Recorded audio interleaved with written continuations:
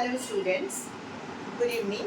So my name is Shushweta Chakraborty and today I am discussing the topic body fluids and circulation. ठीक है, तो आज हम body fluids and circulation के एक छोटे से पार्ट के ऊपर डिस्कशन करेंगे. वो छोटा सा पार्ट क्या है? So आज हम लोग क्या सीखेंगे? About the blood का टाइप्स क्या क्या है इसके अंदर, ये सब कुछ. एंड थोड़ा सा हम डिस्कशन करेंगे अबाउट द ब्लड क्लॉटिंग के बारे में, ये हम लोग डिस्कशन करेंगे. एंड नंबर 3 लास्ट में हम लोग थोड़ा सा समरी देखेंगे कि इसके अंदर में क्या आता है. एंड नंबर 4 जो है उसके बाद हम लोग कुछ क्वेश्चंस करेंगे. सो ये है हमारा आज का टॉपिक कि इसके ऊपर हम लोग डिस्कशन करेंगे. तो फर्स्ट ऑफ ऑल जिसमें हम लोग आएंगे वो है ब्लड. ठीक है, तो ब्लड के बारे में एक इम्पॉर्टेंट सा चीज, हमारे चैप्टर का नाम है बॉडी फ्लूइड्स. इसका मतलब ये है कि हमको जानना होगा first of all what do you mean by body fluids. Body fluids क्या है? ठीक है, तो बॉडी फ्लूइड्स का मतलब क्या है कि ऐसा एक फ्लूइड जो कि हमारे फुल बॉडी पे एक कनेक्टिविटी का काम करता है. ठीक है, हमारे फुल बॉडी में एक कनेक्शन का काम करता है. अब इस बॉडी फ्लूइड के अंदर 2 टाइप्स ऑफ फ्लूइड आता है. ठीक है, number 1 is intracellular fluid and number 2 is extracellular fluid. ठीक है, ये दोनों फ्लूइड आता है हमारे बॉडी फ्लूइड्स के अंदर. अब ये इंट्रासेल्युलर फ्लूइड के अंदर में क्या क्या आता है? Number 1 is the potassium ion. ठीक है, इंट्रासेल्युलर मतलब सेल के अंदर वाला फ्लूइड के बारे में हम लोग बात कर रहे हैं. Number 2 is the phosphate ion.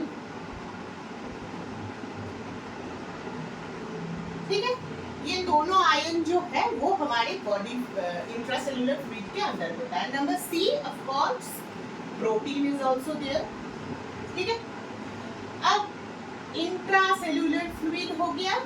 Next is extra cellular मतलब सेल के बाहर कौन सा वाला फ्लूइड है, जो कि हमारा पॉइंट ऑफ डिस्कशन है. नंबर 1 इज द ब्लड, जिसके बारे में हम लोग बहुत डिटेल्स में डिस्कशन करेंगे. Number 2 is the lymph. ठीक है, ब्लड के अलावा भी और एक फ्लूइड होता है हमारे बॉडी में, दैट इज लिम्फ.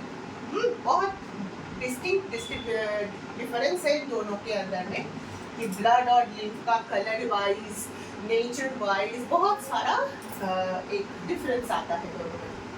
अच्छा, नंबर सी है हमारा CSF. ये हम लोग दूसरे वाले चैप्टर में पढ़ेंगे जो कि है ब्रेन वाला chapter. Full name of CSF is cerebro spinal fluid. ठीक है, cerebrospinal fluid which is present in the brain. Brain के अंदर ये प्रेजेंट होता है. अब इसके बारे में एक छोटा सा एक चीज कि ब्रेन के अंदर में ब्लड सप्लाई एकदम अंदर की तरफ, inside the brain, nervous tissue के एकदम अंदर में कुछ भी ब्लड का सप्लाई नहीं होता है. तो फिर अगर ब्लड का सप्लाई नहीं है, हमको पता है कि what is the main function of blood, transporting the nutrition, oxygen बोलिए, सब कुछ ट्रांसपोर्टेशन का काम है हमारे ब्लड का.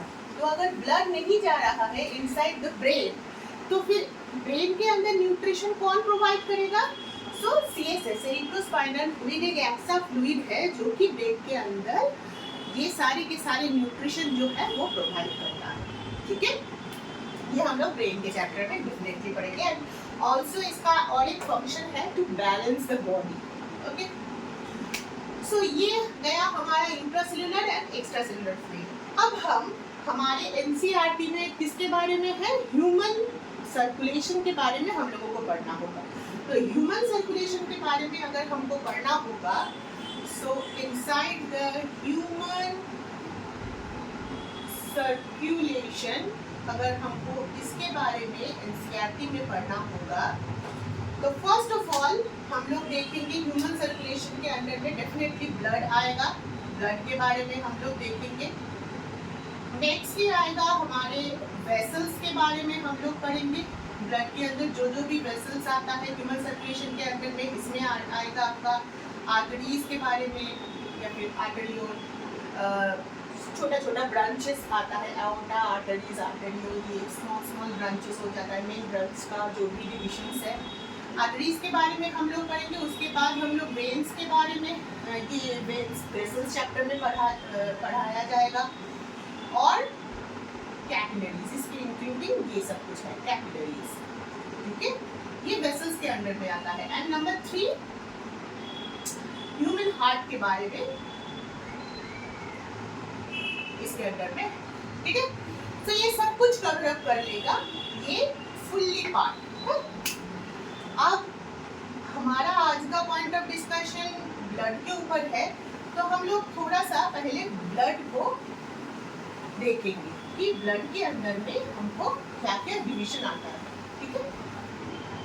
सो ब्लड के बारे में अगर हम लोग देखेंगे तो 2 पार्ट में अगर हम लोग इसको डिवीजन करेंगे, ठीक है। ब्लड बनता कैसे है, पहले से ही हम लोगों को क्या पता है कि blood is one kind of connective tissue, ठीक है। ब्लड क्या है कि one kind of connective tissue. Connective tissue का मतलब क्या है कि कनेक्शन करना, ठीक है। सो इस कनेक्शंस में ब्लड में क्या क्या पाया जाता है। नंबर 1 ब्लड के अंदर होता है प्लाज्मा, जो कि एक लिक्विड की तरह होता है, ट्रांसपोर्टेशन में हेल्प करता है। इसका परसेंटेज आता है अप्रॉक्सीमेटली 55 to 60% इसके अंदर में आता है। एंड नंबर 2 आता है फॉर्म्ड एलिमेंट।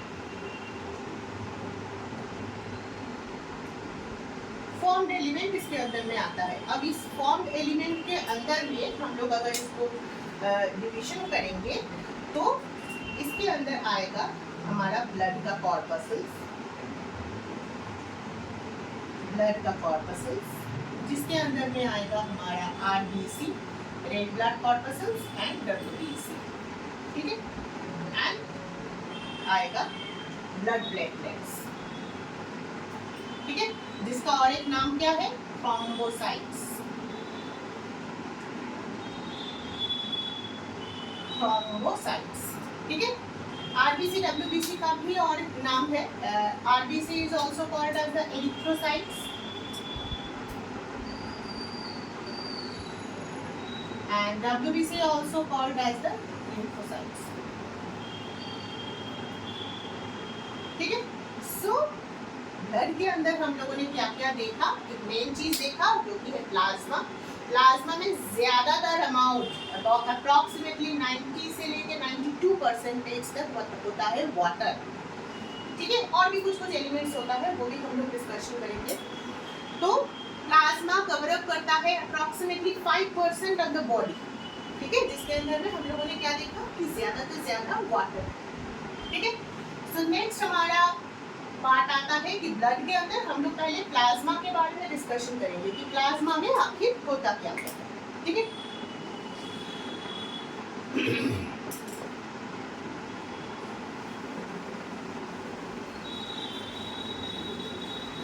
नेक्स्ट आएगा हमारा प्लाज्मा। सो हम लोग हेडिंग बना लेते हैं। एनसीईआरटी में भी सारे के सारे जो भी पार्ट्स है ये भी डिस्कशन किया हुआ है कि ये सब क्या है, ठीक है। सो हम लोगों का फर्स्ट ही हम लोग देखेंगे अबाउट द प्लाज्मा, जिसका परसेंटेज क्या बताया मैंने, जिसका परसेंटेज है अप्रॉक्सीमेटली 55 से लेके 60% तक इसका परसेंटेज है, ठीक है। ये गया हमारा प्लाज्मा का अमाउंट। अब मैंने और एक चीज बोला है कि क्या, कि प्लाज्मा में ज्यादा से ज्यादा होता है वाटर, ठीक है, क्योंकि ये जो फॉर्म्ड एलिमेंट है ये सब कुछ ट्रांसपोर्ट करेगा। सो इजीली अगर कुछ भी चीज को ट्रांसपोर्ट करना है, एक नॉर्मल सी बात अगर हम लोग देखेंगे कि ब्लड कहाँ से जा रहा है, थ्रू वेसल्स, अब आर्टरी हो कि वेन्स हो, कुछ भी है, तो इसके अंदर से जा रहा है ब्लड, ठीक है। तो अगर इसके अंदर से ब्लड जा रहा है तो इसका तो एक लिक्विड मीडियम इसको चाहिए कि सारे के सारे आरबीसीज, डब्ल्यूबीसीज, थ्रोम्बोसाइट्स या फिर प्लेटलेट्स जो भी है वो अच्छे से फ्लो कर पाए, ठीक है। तो इसके लिए एक फ्लूइड मीडियम का जरूरत है, ठीक है। तो ये फ्लूइड मीडियम जो है इसको प्रोवाइड करवाता है कौन? प्लाज्मा। प्लाज्मा के अंदर कौन? वाटर, जिसका परसेंटेज हम लोगों ने कितना बताया? 90 से लेके 92%, ठीक है। ये हम छोटा सा करके यहाँ पर पॉइंट वाइज लिख देते हैं, ठीक है। इसमें से नीट में क्वेश्चन आता है, एम्स में पहले आता था, इसमें से भी क्वेश्चन ओरिएंटेड ये भी पार्ट है कि प्लाज्मा में वाटर का कितना परसेंटेज है। तो वाटर इसमें क्या बोला मैंने? 90 से लेके 92% तक आता है, which is approximately covered 5% of the body weight, ठीक है। अब हम लोग प्लाज्मा में आएंगे कि प्लाज्मा में मेन क्या चीज है। देखिए मोटा मोटा नंबर 1 में आता है प्लाज्मा के अंदर प्रोटीन होता है, ठीक है। प्लाज्मा में अंदर प्रोटीन एक मेजर पार्ट आएगा, इसमें प्रोटीन। एनसीईआरटी में ये पार्ट बहुत अच्छे से दिया हुआ है कि क्या क्या प्रोटीन आ रहा है, ठीक है। और भी चैप्टर जब हम लोग पढ़ेंगे excretory system and all that, उसमें भी ये प्रोटीन के बारे में, जैसे कि किडनी का फंक्शन जब हम लोग पढ़ेंगे ना किडनी, तो उसमें भी ये प्रोटीन ब्लड का ये पार्ट जो है वो आएगा। और क्या है? नंबर 2, प्लाज्मा में प्रोटीन के अलावा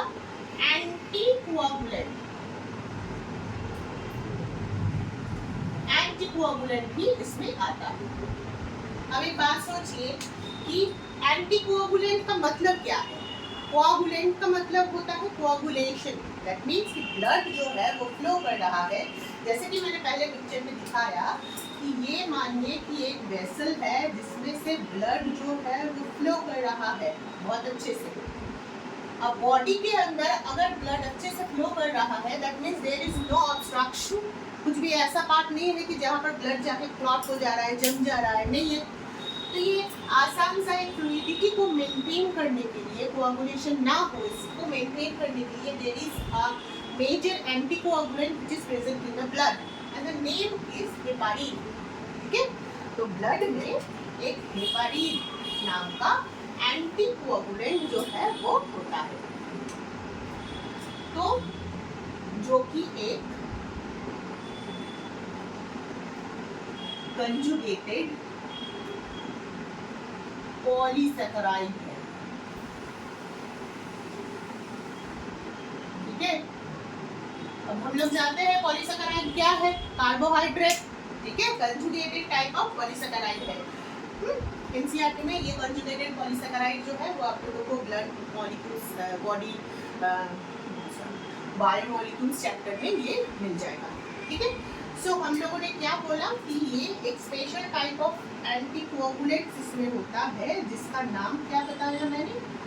हेपारिन।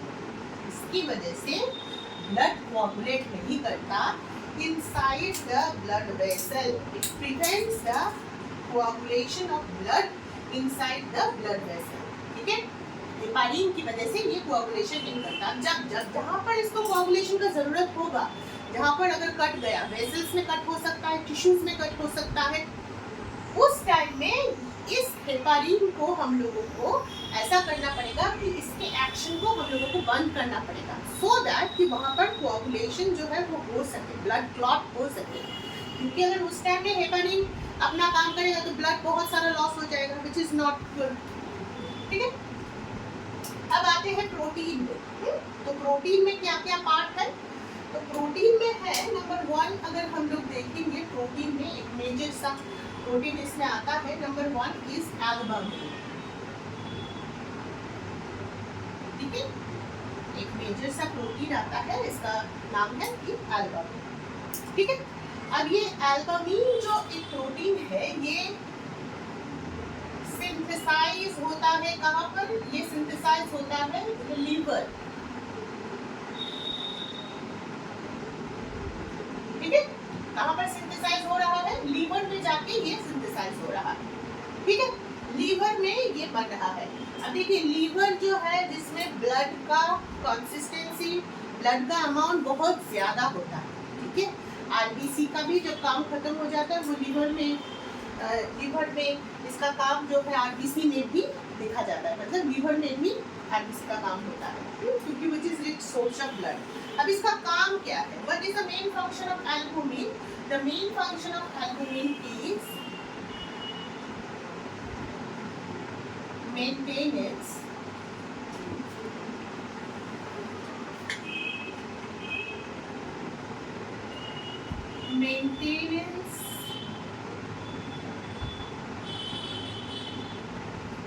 ऑफ ऑस्मोटिक प्रेशर, या फिर आप लोग बैलेंस भी लिख सकते हैं, ठीक है। ऑस्मोटिक प्रेशर या फिर ऑस्मोटिक बैलेंस करना, ठीक है, सॉल्ट वाटर बैलेंस करना इसका एक फंक्शन। नंबर 2 आ जाता है इसके अंदर और एक प्रोटीन का नाम ग्लोब्यूलिन। बहुत इंपॉर्टेंट एक प्रोटीन आता है ग्लोब्यूलिन, ठीक है। अब इस ग्लोब्यूलिन जो है ये प्लाज्मा में बन रहा है, ये जो ग्लोब्यूलिन प्रोटीन है, ठीक है। और भी आप लिख सकते हैं कि इसका सिंथेसाइज का और एक जगह क्या है, लिम्फोइड ऑर्गन, लिम्फोइड ऑर्गन में ये बन रहा है, ठीक है। अब ग्लोब्यूलिन कहाँ पर हम लोगों को पढ़ने के लिए मिलेगा? इम्यूनिटी चैप्टर में, ठीक है। उसमें अल्फा गामा ऐसा बहुत सारा ग्लोब्यूलिन है। और एक चीज के बारे में हम लोग वहाँ पर पढ़ेंगे जो कि हम लोगों को इम्यूनिटी देता है, उसमें आएगा हमारा इम्यूनोग्लोब्यूलिन, ठीक है। इम्यूनोग्लोब्यूलिन के बारे में भी हम लोग पढ़ेंगे, ठीक है, जो कि हमारे इम्यूनिटी सिस्टम को स्ट्रॉन्ग करता है। लिम्फोइड ऑर्गन, ठीक है, लिम्फोसाइट्स, ये सारे के सारे हमारे इम्यूनिटी के साथ साथ जुड़ा हुआ है, ठीक है। और क्या क्या प्रोटीन है? Globulin, albumin. नेक्स्ट प्रोटीन जो हम लोग डिस्कशन करेंगे वो है प्रोथ्रोम्बिन।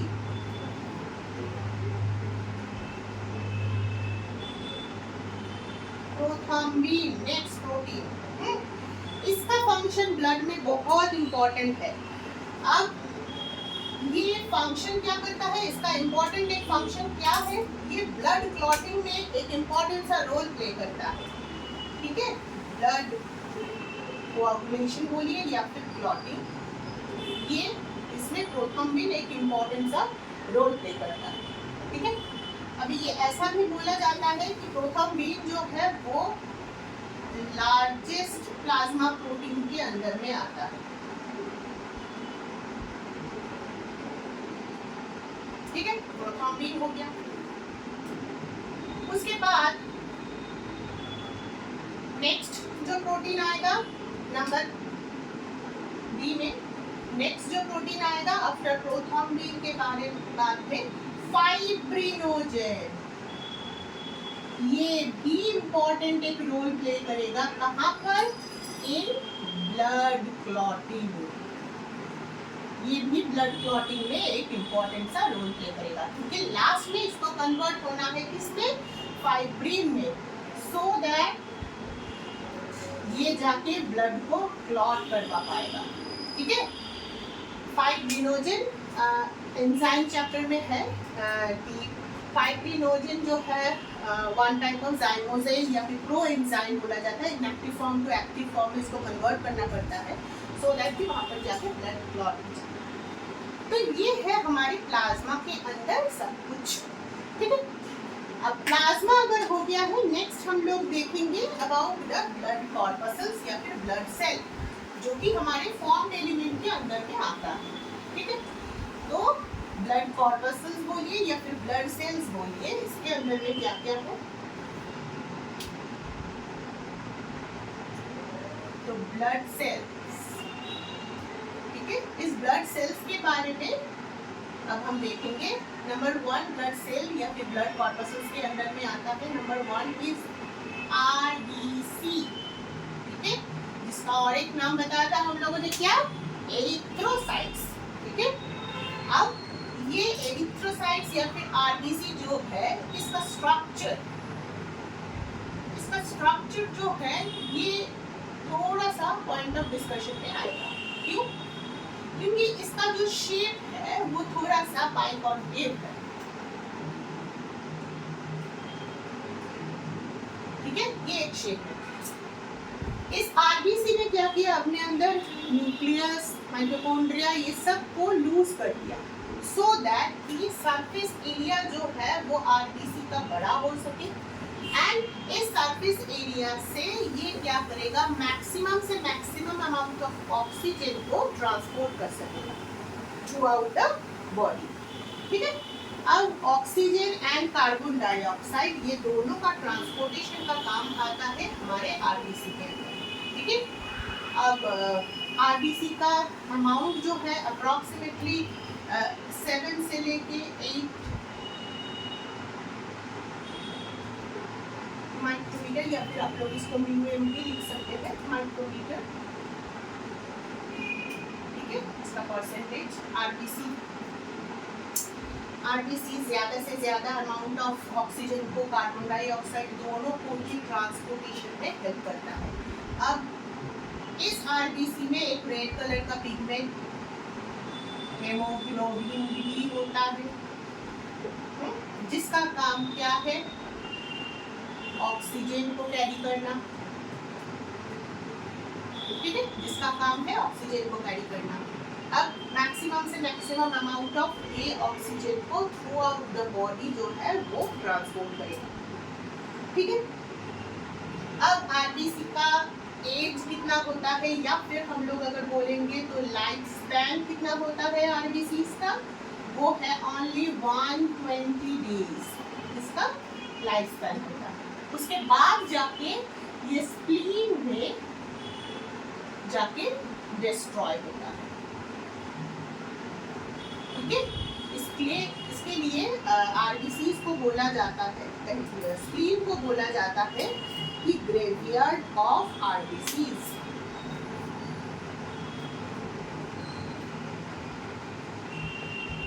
आरबीसी ये स्प्लीन को बोला जाता है, ठीक है। अब इसके बाद इसमें से पिगमेंट्स बनता है, जैसे कि बाइल पिगमेंट्स जो हो गया वो बनेगा इसमें से। तो ये है हमारा आरबीसी।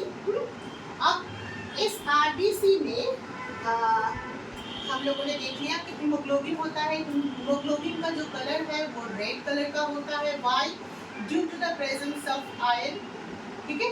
आयरन का प्रेजेंस की वजह से इसका कलर जो होता है वो रेड कलर का होता है, ठीक है। तो ये गया हमारा आरबीसी। नेक्स्ट आएगा हमारा डब्ल्यूबीसी, ठीक है। एरिथ्रोसाइट्स के बारे में हम लोगों ने देख लिया कि एरिथ्रोसाइट्स क्या क्या है। इसका फॉर्मेशन अगर आप लोगों को जानना है कि आरबीसी कहाँ से फॉर्म होता है, तो it is form from the bone marrow, ठीक है। हमारे ब्लड का जो भी फॉर्मेशन है हीमोपोइसिस, जहाँ से ब्लड बन रहा है, the procedure is called as the haemopoiesis. RBC जो भी है वो भी बन रहा है from the blood bone marrow, ठीक है। नेक्स्ट आता है हमारा WBC। अब इसको हम लोग पहले ही देख लेंगे कि इसका टाइप, ठीक है। अब देखिए WBC जो है, जो कि दोनों पार्ट में डिवाइडेड है। Number 1 is granulocyte, number 2 is एग्रैन्युलोसाइट।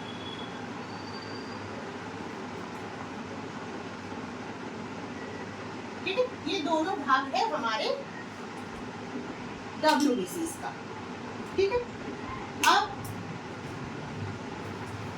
ग्रैन्युलोसाइट बन रहा है from the bone marrow,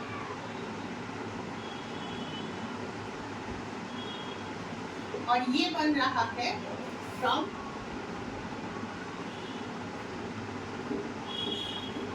lymphoid organ, और आप लोग बोल सकते हैं स्प्लीन,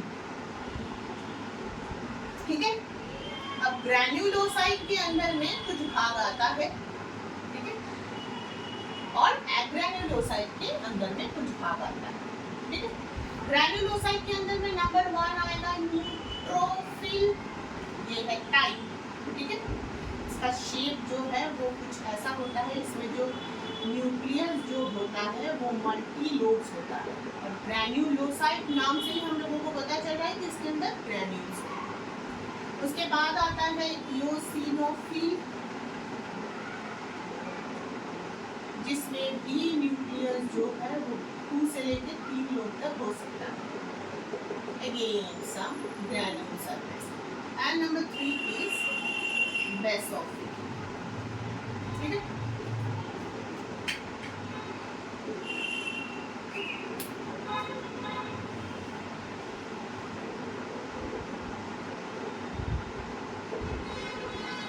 ठीक है। अच्छा, अब ग्रैन्युलोसाइट का भाग है क्या? मोनोसाइट एंड लिम्फोसाइट, ये दोनों भाग है हमारे ग्रैन्युलोसाइट का। ठीक है, लिम्फोसाइट और मोनोसाइट। अब लिम्फोसाइट का पिक्चर, लिम्फोसाइट में एक ऐसा ग्रैन्युलोसाइट है, इसका मतलब है इसके अंदर में कुछ भी ग्रैन्यूल्स वगैरह हम लोगों को देखने नहीं मिलेगा। सिंपल सा ये है साइटोप्लाज्म और ये है हमारा न्यूक्लियस। ठीक है, और मोनोसाइट जो है इसका न्यूक्लियस थोड़ा सा हॉर्शू शेप का होता है, थोड़ा सा हॉर्शू शेप का। ठीक है, मेजरली काम आता है हमारा न्यूट्रोफिल का फैगोसाइटोटिक नेचर। ठीक है, अगर कुछ एलर्जिक सिम्टम्स है तो इओसिनोफिल। ठीक है, मोनोसाइट जो है वो लार्जेस्ट एक फैगोसाइटिक बॉडी की तरह काम करता है। ठीक है, मैक्रोफाज जिसमें से लास्ट में बन जाता है, जो कि बैक्टीरियाज को या फिर कुछ भी फॉरेन बॉडीज अगर बॉडी में एंटर करता है तो मोनोसाइट उसको इनगल्फ करके खा लेता है, जो कि फैगोसाइटोसिस प्रोसीड्यूर है। और लिम्फोसाइट जो है इसका भी टाइप्स हम लोग बाद में करेंगे, जैसे कि बी लिम्फोसाइट, टी लिम्फोसाइट, ये भी इसका पार्ट।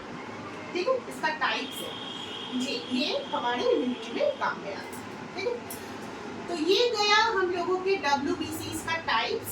अब एक छोटा सा चीज कि WBC का अमाउंट RBC की तरह इतना ज़्यादा नहीं होता, 5000 से लेके 9000 के आसपास में होता है सेल पर एमएम ऑफ ब्लड। तो ये आता है WBC का कम हो जाना, that can leads to leukopenia, जो कि वन टाइप ऑफ कैंसर है, ब्लड कैंसर है।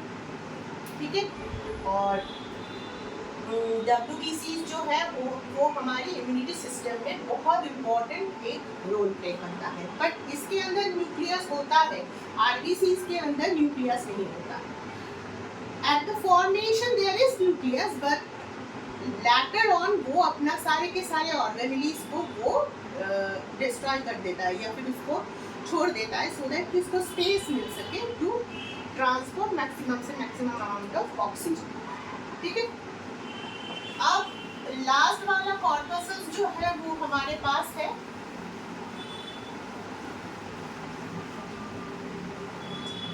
जो कि आता है हमारा थ्रोम्बोसाइट्स। ठीक है, नंबर C आता है हमारा थ्रोम्बोसाइट या फिर blood platelets.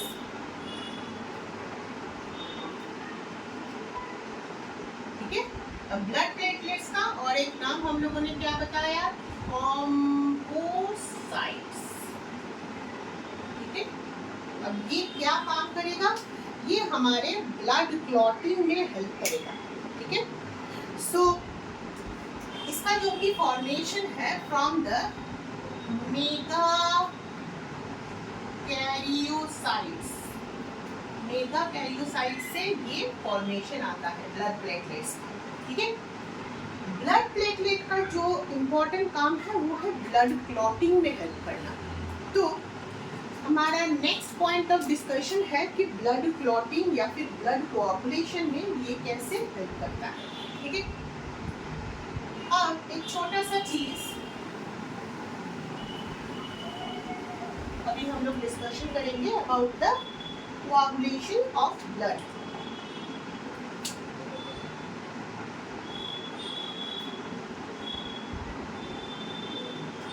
Coagulation of blood के बारे में अभी हम लोग डिस्कशन करेंगे। ठीक है, इसका मतलब है कि ब्लड कैसे कोआगुलेट करता है। अब देखिए एक छोटा सा वेसल्स के अंदर से भी ब्लड जा रहा है, ठीक है। अब ब्लड जो है अगर कट हो गया कहीं पर भी, आइदर हो सकता है कि वेसल्स में कट हो सकता है, और क्या हो सकता है, टिश्यू में कट हो सकता है। दोनों जगह पर ही कट हो सकता है, ठीक है। कौन सा वाला ज्यादा क्रिटिकल है हमारा ब्लड वेसल्स के अंदर में कट। ऐसा क्यों? क्योंकि अगर ब्लड वेसल्स के अंदर में कट है, इसका मतलब क्या है कि ब्लड जहां से फ्लो कर रहा है उसमें से कट हो गया। अब इसमें से क्या हो सकता है कि ब्लड का जो भी सेल्स है वो बाहर निकल सकता है, ठीक है, अंदर में हेमरेज हो सकता है, ठीक है। तो हम लोगों ने इसको ऐसे मतलब अलग किया है कि अगर ब्लड वेसल्स में कट हो सकता है या फिर टिश्यू, तो अगर टिश्यू में कट है वो है हमारा इंट्रिंसिक पाथवे, और अगर टिश्यू में कट है वो है हमारा एक्सट्रिंसिक पाथवे, ठीक है। ब्लड कोआगुलेशन के बारे में भी एनसीईआरटी में दिया हुआ है कि कैसे ब्लड क्लॉट कर रहा है और कौन कौन सा चीज इसमें हेल्प कर रहा है। तो अगर दोनों में ही कट हो रहा है, intrinsic pathway and extrinsic pathway, tissue में कट हो सकता है या फिर वेसल्स में कट हो सकता है। तो अगर एक्सट्रिंसिक कट है जो कि टिश्यू लेवल में अगर कट है तो क्या होगा, इसमें से एक्टिवेट हो जाएगा हमारा ब्लड प्लेटलेट्स, ठीक है। Not only the blood platelets but factors are also activated. What kind of factors are there? They are basically the blood clotting factors, ठीक है। ऐसा बहुत सारा फैक्टर्स है जिसके बारे में एनसीईआरटी में डिटेल्स भी नहीं दिया हुआ है, but some factors are also there, ठीक है। SWOT पावर फैक्टर है, बहुत सारा एक्स फैक्टर है, 12 नंबर फैक्टर है, बहुत सारा फैक्टर्स जो है वो एक्टिवेट हो जाता है। ये हम लोगों ने एक्सट्रिंसिक पाथवे में। इंट्रिंसिक पाथवे भी सेम है, activate blood platelets plus factors. अब बात ये है कि अगर इंट्रिंसिक कट है तो फिर फैक्टर्स जो है वो ज्यादा से ज्यादा एक्टिवेट हो जाएंगे, ठीक है। प्लाज्मा में ये सारे के सारे फैक्टर्स होता है, ये सारे के सारे एक्टिवेट होता है, ठीक है। ये दोनों क्या करेंगे, ये दोनों ही टिश्यू थ्रोम्बोप्लास्टी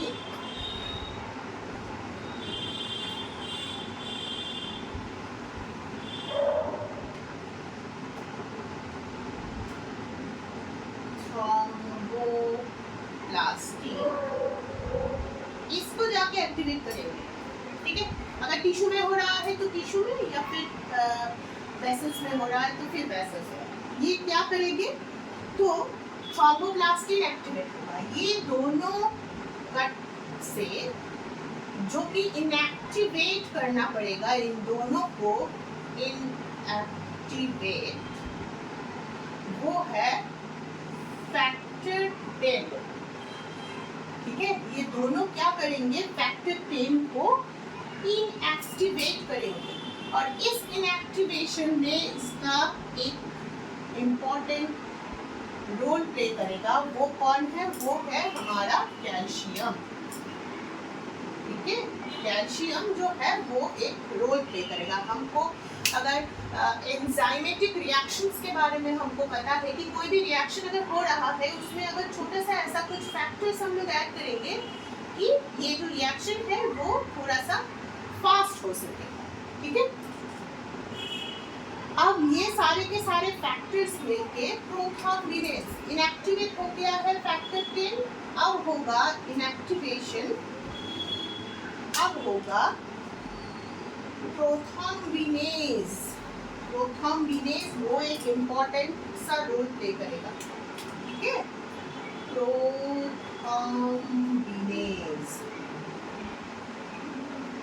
ये भी एक एंजाइम है। देखिए ये सारे के सारे इनएक्टिव मोड पे रहते हैं हमारे ब्लड के अंदर, क्योंकि ये अगर एक्टिव मोड पे रहेंगे तो फिर ब्लड क्लॉट हो जाएगा, तो इसका इनएक्टिवेशन जरूरी है, ठीक है। तो जब ब्लड क्लॉटिंग का टाइम आता है तो ये सारे के सारे चीज को एक्टिव करवाना पड़ता है, ठीक है। अब ये प्रोथ्रोम्बिनेज क्या करेगा, प्रोथ्रोम्बिन में कन्वर्ट हो जाएगा। थोड़ी ही देर में हम लोगों ने पढ़ लिया था कि प्लाज्मा में होता है प्रोथ्रोम्बिन, ठीक है। अब ये प्रोथ्रोम्बिन जो है ये प्लाज्मा में रह रहा है, वन काइंड ऑफ प्रोटीन। अब ये prothrombin with the help of calcium again convert into thrombin. अब ये जाके थ्रोम्बिन में कन्वर्ट होगा।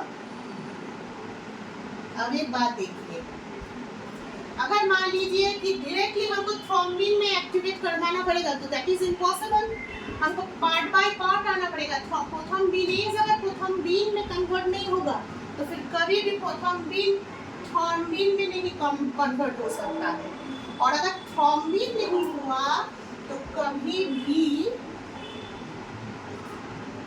नेक्स्ट हमारा और एक प्रोटीन है जिसके बारे में हम लोगों ने अभी भी पढ़ लिया है, वो है फाइब्रिनोजेन। वो कन्वर्ट होना चाहिए इनटू फाइब्रिन, सो जाके ब्लड जो है वो क्लॉट कर पाए। सो क्लॉटिंग के बाद वो सेरम।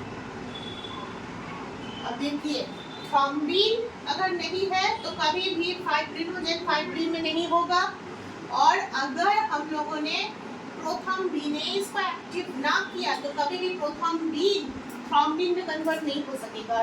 इसके लिए हमको क्या जरूरी है, to inactivate the factor 10 which is present in the blood plasma, okay. So ये सारे के सारे अगर नहीं होंगे तो कभी भी ब्लड क्लॉट नहीं कर पाएगा। हम छोटा सा और एक बार रिकैप कर लेते हैं कि दोनों पाथवेज है, one is the intrinsic pathway, another is the extrinsic pathway, ठीक है। टिश्यू लेवल में अगर कट हुआ दैट इज एक्सट्रिंसिक पाथवे, जो कि थोड़ा सा ज्यादा कॉम्प्लिकेटेड नहीं है, क्योंकि टिश्यू में कट हुआ है, ब्लड लॉस उतना नहीं होता है। अगर ब्लड वेसल्स में कट होता है तो ब्लड लॉस ज्यादा होता है, that's why we need more blood clotting factors so that कि उसमें जाके वो एक्शन कर सके, और उसके ये दोनों ही थ्रोम्बोप्लास्टिन को एक्टिवेट करेंगे जो कि फैक्टर 10 को वो इनएक्टिवेट कर देगा। उसके बाद प्रोथ्रोम्बिनेज में कन्वर्ट होगा, एंड देन प्रोथ्रोम्बिनेज क्या करेगा, प्रोथ्रोम्बिन में कन्वर्ट होगा, देन प्रोथ्रोम्बिन टू थ्रोम्बिन। देखिए यहाँ पर प्रो लिखा हुआ है, ठीक है। हम लोगों ने अभी थोड़ी देर पहले क्या बोला कि एंजाइमेटिक अगर कन्वर्शन जरूरी है, एंजाइमेटिक हम लोगों ने देखा था रिएक्शन में कि प्रो एंजाइम या फिर zymogen, inactive form of enzyme to active form of enzyme, okay, so that is inactive form of enzyme, this is active form of enzyme, okay, again this one is inactive form of enzyme, this is active, so कि इसको active कराने के लिए ये सारे के सारे factors जरूरी है। सो ये क्या हमारा सारे के सारे ब्लड कोआगुलेशन फैक्टर्स, ठीक है। तो आज हम लोगों ने क्या क्या डिस्कशन किया, थोड़ा सा हम लोग देख लेते हैं, एक क्विक समरी कर लेते हैं कि हम लोगों ने क्या डिस्कशन किया, क्विक समरी। सो फर्स्टली हम लोगों ने देखा ब्लड के बारे में, देखा ब्लड के प्लाज्मा हम लोगों ने देखा, उसके बाद हम लोगों ने ब्लड सेल्स के बारे में जाना, ठीक है। उसके बाद हम लोगों ने प्लाज्मा में क्या क्या प्रोटीन्स होता है उसके बारे में जाना, सेल्स का टाइप देखा, आरबीसी, डब्ल्यूबीसी एंड प्लेटलेट्स, ये सब कुछ जाना। उसके बाद हम लोगों ने ब्लड क्लॉटिंग देखा, ठीक है। तो ये है एक बेसिक सा चीज जो कि हमारे ब्लड में इम्पॉर्टेंट है। उसके बाद ब्लड का ग्रुप्स आएगा, ठीक है, और भी ह्यूमन हार्ट आएगा, उसमें भी ब्लड का रोल जो है वो इम्पोर्टेंट इम्पोर्टेंट है। अब थोड़ा सा अगर हम लोग इसमें से देखेंगे कि एग्जाम ओरिएंटेड जितना भी हम लोगों ने अभी डिस्कशन किया है उसमें से अगर हम लोग थोड़ा सा क्वेश्चंस के बारे में देखेंगे कि क्या क्या क्वेश्चंस है, वो क्वेश्चंस जो है वो भी हम लोग अभी डिस्कशन करेंगे। सो क्वेश्चंस जो है वो हम लोग अभी देखेंगे। तो पहला एक क्वेश्चन आता है जो कि टेंस में भी आया था कि थ्रोम्बिनेज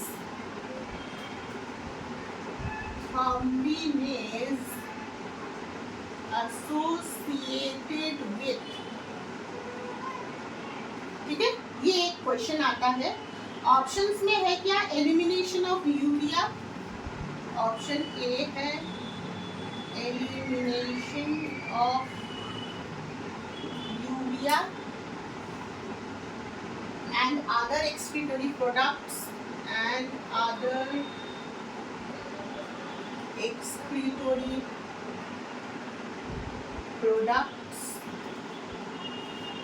from body। अच्छा, ऑप्शन बी में आता है production of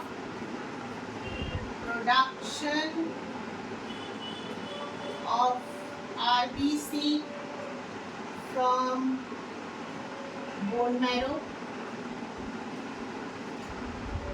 and number C option में है cardiac cycle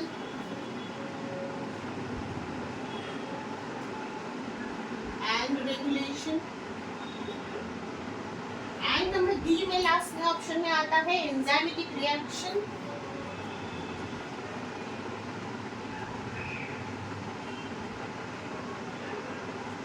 in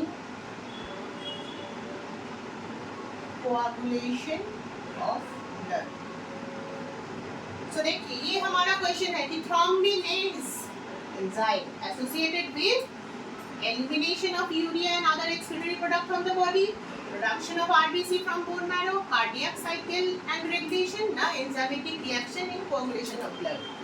So answer क्या होगा, डेफिनेटली अभी भी हम लोगों ने पढ़ लिया है कि enzymatic reaction in coagulation of blood, ठीक है। और एक क्वेश्चन हम लोग डिस्कशन करेंगे,